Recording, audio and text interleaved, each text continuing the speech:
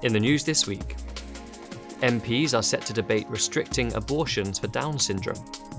Recovering addicts urge the Scottish Government to rethink its failing drugs policy. And the Baptist Union of Great Britain maintains its stance that ministers cannot marry someone of the same sex.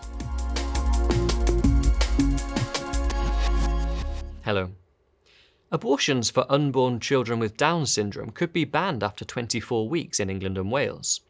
It is currently legal to abort an unborn child with Down syndrome up to birth, but an amendment to the Criminal Justice Bill would mean such abortions could not take place past 24 weeks, the same threshold as abortions for most other reasons. MPs are set to debate and vote on the proposal next month. Sir Liam Fox, who will table the amendment, highlighted the discrepancy between the abortion law and equality law. We have made huge innovative strides in this country with the unanimous passing of the Down Syndrome Act in this House and initiatives such as yours, Mr Speaker, to provide work placements here in the Palace of Westminster for people with Down syndrome. There is an outstanding issue we have to deal with, however. While the time limit on abortion in the UK is 24 weeks gestation, for Down syndrome, due to an anomaly in the law, it is 40 weeks up to full term, something that many members may not understand. With cross-party support, I will be tabling an amendment to the Criminal Justice Bill to equalise the time limit in line with our disability and equality legislation. Surely we cannot accept in the 21st century that people with Down syndrome are second-class citizens in our country. It comes as over 100,000 people signed a petition calling on Parliament to lower the abortion limit from 24 to 22 weeks. Supported by a group of MPs, the petition was delivered to Number 10 by parents of children who were born at 22 and 23 weeks gestation. Parliamentarians in Ireland are recommending that the country introduces assisted suicide for terminally ill adults. If the Irish government adopts the proposals, adults deemed to have a terminal condition and less than 6 months to live would be allowed to get help to end their lives. For neurodegenerative conditions, the initial life expectancy threshold would be 12 months. But those who voted against the recommendations outlined the serious dangers of changing the law. The case has not been established, whereas the case against any change is overwhelming. There are no lives not worth living. We recommend that the existing ban on assisted dying be maintained without exceptions.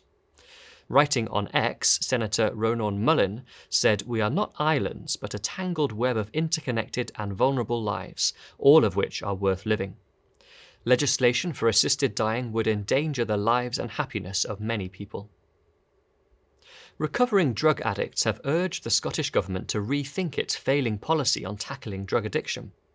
Drugs charity Favour UK called on Holyrood to ditch harm reduction in favour of recovery and rehabilitation, arguing that the current approach is simply not working. The charity's CEO, Anne-Marie Ward, explained that while so-called harm reduction remains the only game in town, a lack of investment in recovery programmes is leaving drug users stuck in a never-ending cycle of addiction. Schemes such as prescribing methadone risk normalising addiction as a seemingly permanent condition, rather than one that can be effectively addressed through recovery. Agreeing with Ward, journalist Susan Dalgetty pointed to the latest figures on drug-related deaths from Police Scotland. In 2023, 1,197 Scots died from the impact of drugs. Fathers, sons, brothers, mothers, daughters, sisters, all dead because of a failure of public policy. And finally, the Baptist Union of Great Britain has maintained its stance that ministers are not allowed to marry someone of the same sex. According to the union's ministerial recognition rules, sex outside of marriage, as defined exclusively as between a man and a woman, is specifically forbidden. LGBT activists had been demanding that the phrase be dropped, but in a statement, the union's council concluded that following a 2-year period of prayerful and careful listening, its rules governing marriage and ministry will remain unchanged. Council members voted by 49 to 27 that an accredited minister should not themselves be in a same-sex marriage, although individual churches cannot be prevented from hosting same-sex weddings if they choose. Well, that's all for this week. For regular updates and information on all of our stories, plus much more, visit our website at christian.org.uk. Until next time, goodbye.